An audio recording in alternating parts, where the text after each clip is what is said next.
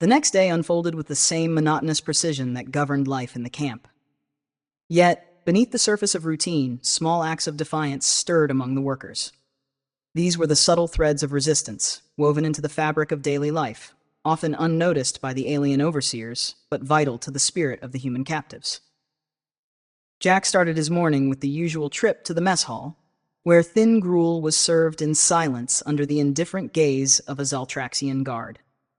As he waited in line, he carefully adjusted the portion scales to give a slightly larger serving to each person. It was a minor adjustment, almost imperceptible, but it was one of many small victories that Jack orchestrated daily. At the table, he sat down across from Lena and Mira. They ate quietly, but their eyes spoke volumes. Lena, with a slight tilt of her head, indicated a guard at the far end of the hall. The guard's scanner seemed to malfunction intermittently, likely due to a small device Jack had engineered and Mira had discreetly placed nearby.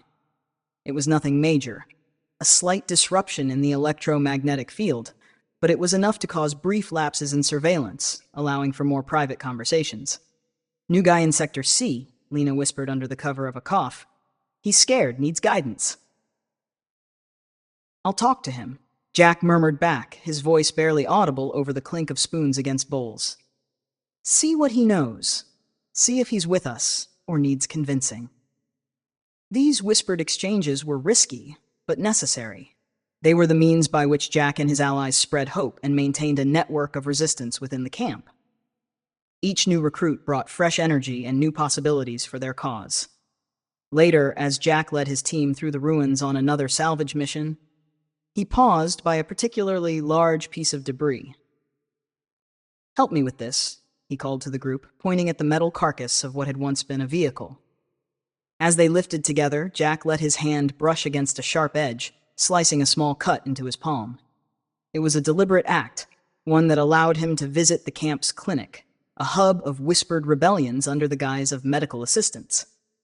The clinic was run by Dr. Elisa, a former pediatrician who now served as the camp's unofficial medic.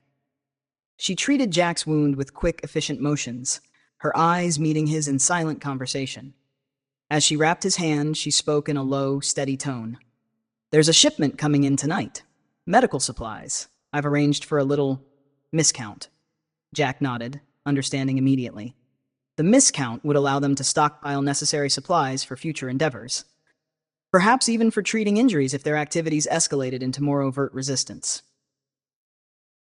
As the sun began to set, casting long shadows across the labor camp, Jack felt a sense of accomplishment, despite the pain in his hand. Each act of defiance, however small, was a step towards reclaiming their freedom. It was in these moments that he saw the true strength of the human spirit, flickering like a flame in the oppressive darkness of the Zaltraxian rule.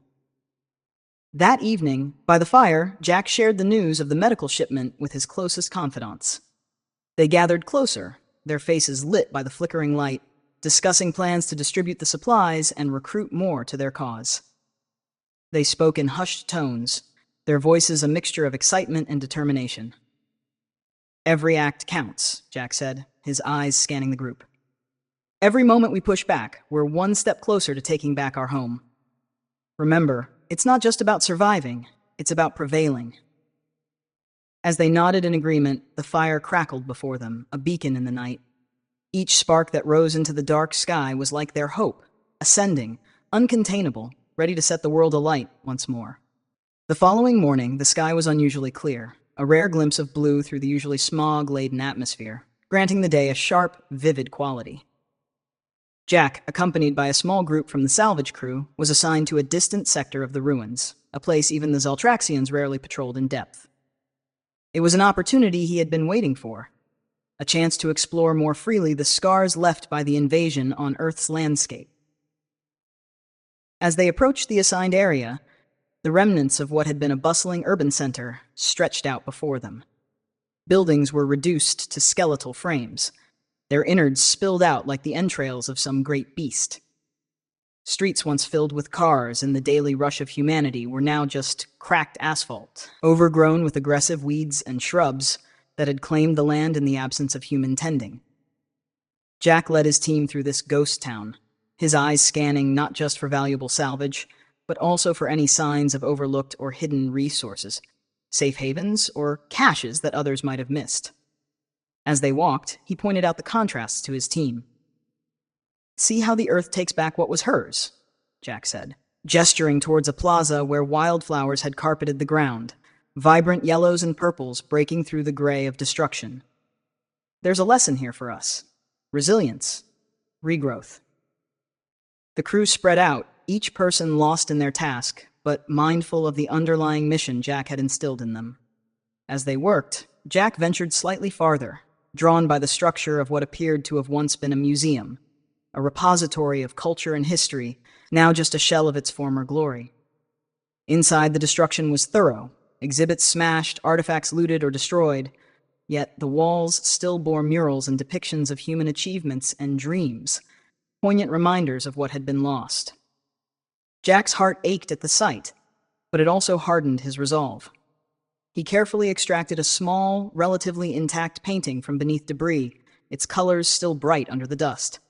As he examined the painting, a crackle of static broke over his makeshift radio, a warning signal from one of his lookouts.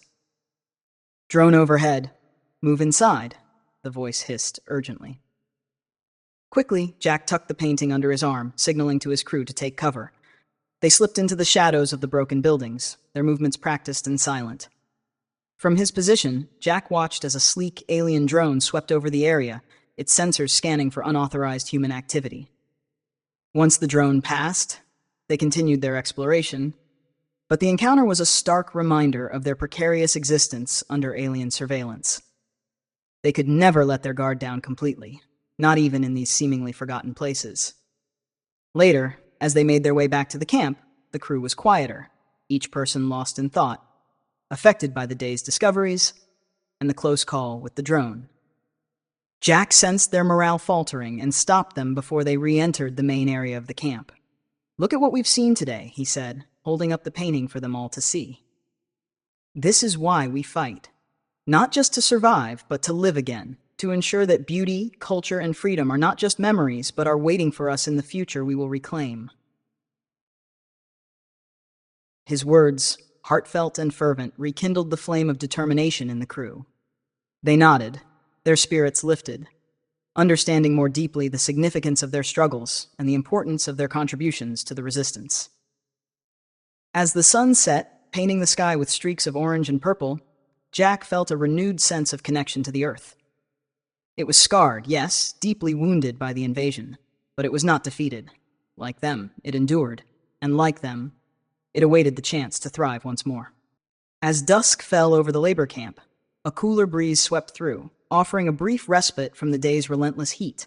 The workers, worn and dusty from their toils, began to trickle back into the camp, their steps slow but unburdened for the moment.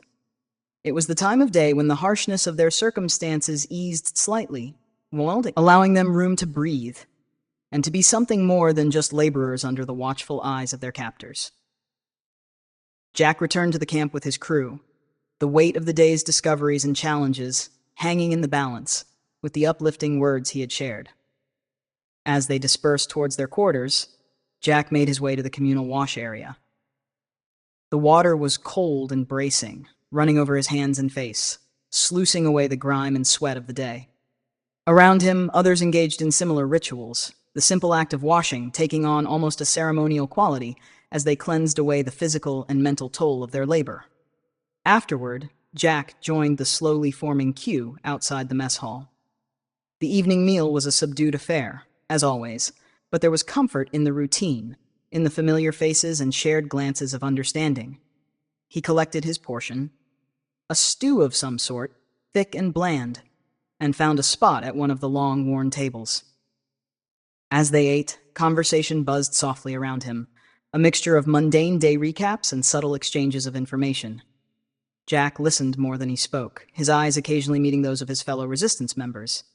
Their nods were slight, their smiles brief, but each carried weight, a silent acknowledgement of the ongoing struggle and their shared commitment to it.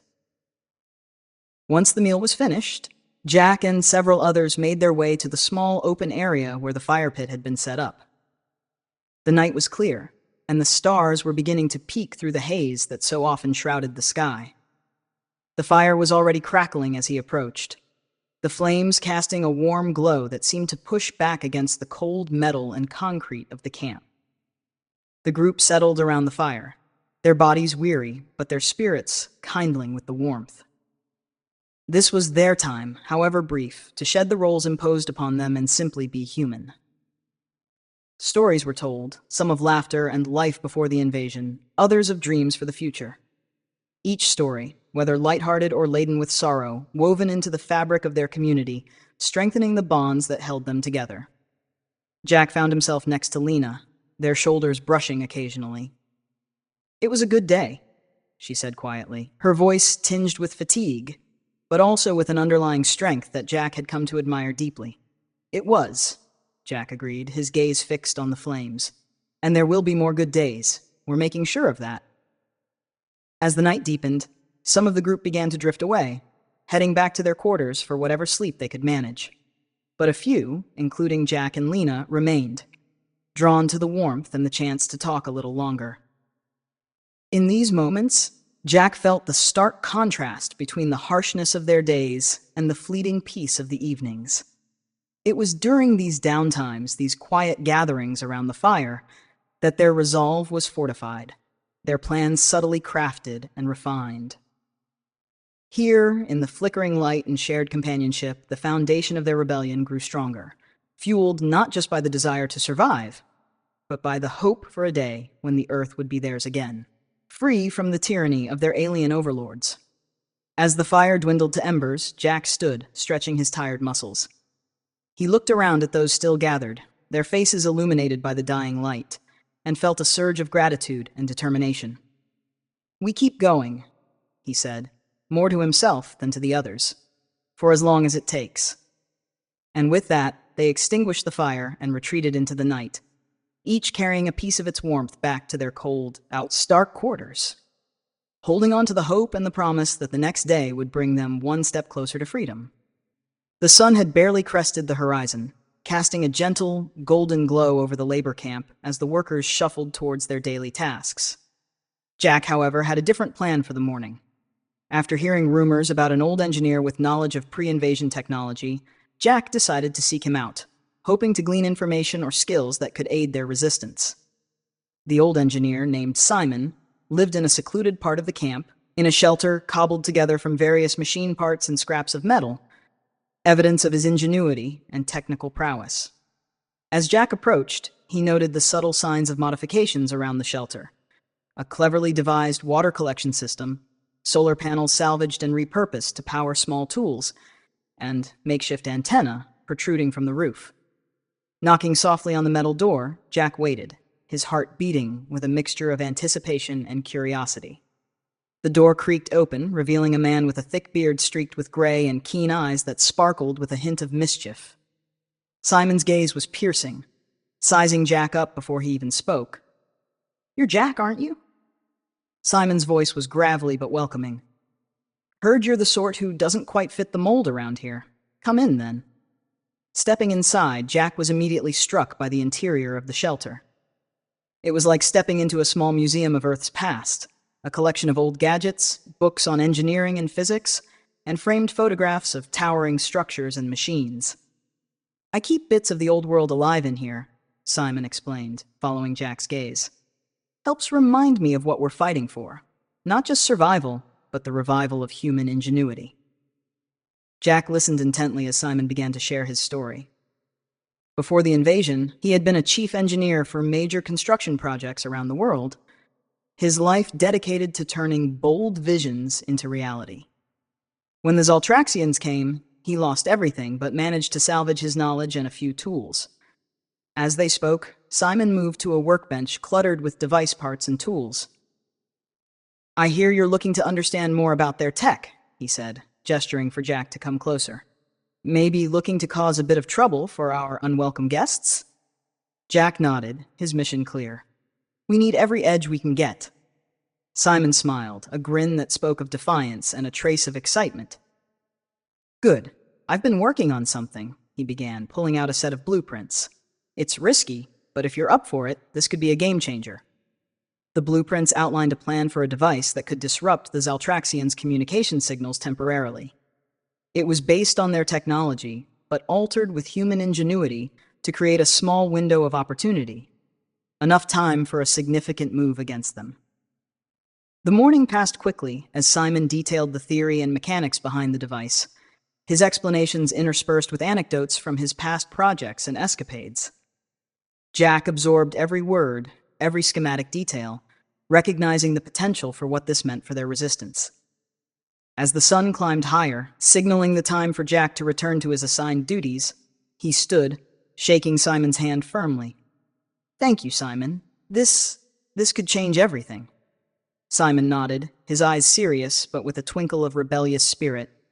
"Just make sure you bring this old world back, Jack. Make it better than it was." Jack left the shelter, his mind racing with possibilities and his heart buoyed by the knowledge and spirit of the old engineer. As he walked back towards the heart of the camp, his step was lighter, his resolve firmer, and his plan clearer. The next steps were risky, perhaps the most dangerous yet, but now, armed with new knowledge and an ally in Simon, the path forward was clear. The resistance was gaining momentum, each small act of defiance weaving together into a tapestry of rebellion that would soon be ready to reveal itself. As night descended upon the labor camp, casting a blanket of shadows across the worn paths and makeshift shelters, Jack found himself on the outskirts, looking out over the scarred landscape. The sun dipped below the horizon, and in the twilight, the remnants of the old world seemed almost spectral, haunting in their stillness. Jack stood there, the blueprints Simon had given him folded securely in his jacket pocket, feeling a mix of trepidation and exhilaration. Today had been a turning point, not just in acquiring knowledge, but in connecting deeply with the legacy of human resilience and innovation.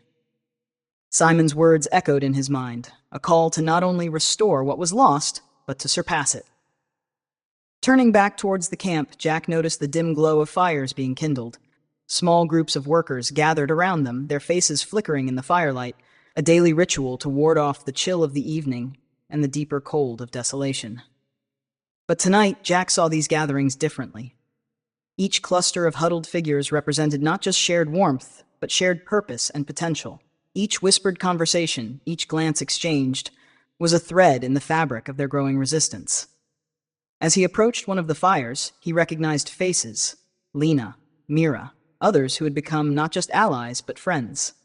They made room for him, their expressions a mixture of curiosity and concern. They had seen the intensity in his manner throughout the day, the long conversations with Simon, and they awaited his news. Jack sat, the warmth of the fire seeping into his bones, and pulled out the blueprints, spreading them carefully in front of the group. Their eyes widened as he explained Simon's plans, the device, and what it could mean for their struggle. The fire crackled and popped as he spoke, the flames casting dynamic shadows that seemed to dance with the possibilities he outlined. "It's risky," Jack admitted, meeting each of their gazes. "But it's a chance to disrupt their control, even briefly. If we're ever going to move beyond mere survival to actually reclaiming our lives, we need to take bold steps." Lena leaned in, her voice steady but intense. "And you think this can work? That we can actually do this?" Jack nodded. "With Simon's expertise and what we've been building here, yes, I believe we can make it work. We have to be smart, precise, and yes, courageous. But I've seen what we're capable of. I've seen the strength and the cunning in all of you." The group fell silent, considering the implications. The risk of failure was significant. They all knew the consequences. Yet, the fire before them seemed to ignite a similar blaze in their hearts, a burning desire for freedom that could no longer be contained by fear. Finally, Mira spoke, her voice clear and resolute. "Then let's do it. Let's take the fight to them." Their agreement was unanimous, the decision made not just with their minds, but with their hearts, steeled by months of hardship and small victories. They spent the rest of the evening discussing logistics, roles, and timelines, their voices low but filled with a newfound determination. As the meeting dispersed, Jack stayed by the fire, watching the embers glow and fade. The night was quiet, but the silence was no longer oppressive. Instead, it was expectant, as if the very earth beneath them sensed the coming change. Jack looked up at the stars, clearer tonight than they had been for a long time, and felt an alignment, not just of celestial bodies, but of purpose and people. Tonight, Jack felt the true weight and power of their cause, bolstered by the knowledge and tools they were amassing. He also felt the deep connection to those around him, their shared resolve forming a bond as strong as any metal. As he finally rose to return to his shelter, his step was firm, his resolve unwavering. The path ahead was fraught with danger, but it was their path, a path towards reclaiming their home, their lives, and their future.